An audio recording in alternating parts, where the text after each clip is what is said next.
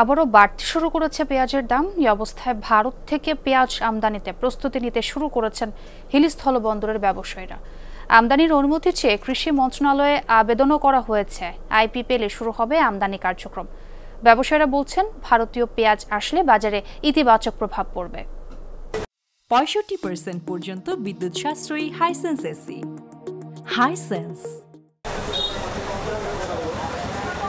হঠাৎ করেই চড়া পেঁয়াজের বাজার। 2 সপ্তাহের ব্যবধানে পেঁয়াজের দাম বেড়েছে কেজিতে 15 টাকা। রাজধানী সহ দেশের বিভিন্ন অঞ্চলে মান ভেদে প্রতি কেজি দেশি জাতও বিক্রি হচ্ছে 60 থেকে 65 টাকা।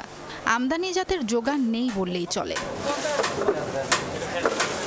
দোকানিরা বলছেন, দেশি পেঁয়াজের যোগান কমে যাওয়ায় দাম বেড়েছে। এক সপ্তাহ আগে যেটা মুড়ি কাটা বেচলাম 25-30 টাকা কেজি, এখন মনে করেন যে হালি পেঁয়াজ বিক্রি হচ্ছে আপনার 50 থেকে 55 টাকা দরে। যারা আবাদ করে তারাই এখন চাইতেছে 1900 থেকে 2000 টাকা মূল্য, যারা আমরা কিনতে বেশি কিনতেছি। আপনার আমদানির তুলনায় চাহিদাটা বেশি, এই জন্য এই পেঁয়াজের দামটা আর কি বেশি হয়ে গেছে। দাম অনেক ডিফারেন্ট, 35 টাকা ছিল কোথায় 55 টাকা, সেখানে কিন্তু 20 টাকা বেশি। 20 টাকা করে কেজি প্রতি বাড়া, মানে 20 টাকা দিয়ে অন্য কিছু হতো। পেঁয়াজের দাম বাড়তে থাকায় ভারত থেকে আমদানির প্রস্তুতি নিতে শুরু করেছেন ব্যবসায়ীরা।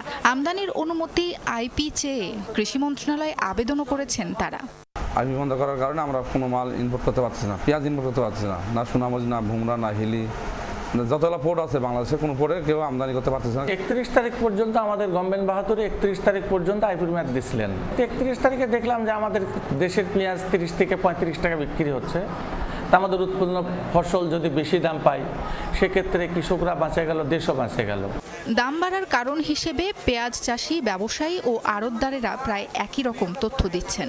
জানান, জমিতে এখন আর পেঁয়াজ নেই। কৃষকদের পাশাপাশি মজুতদারেরাও কিনে সংরক্ষণ করছেন।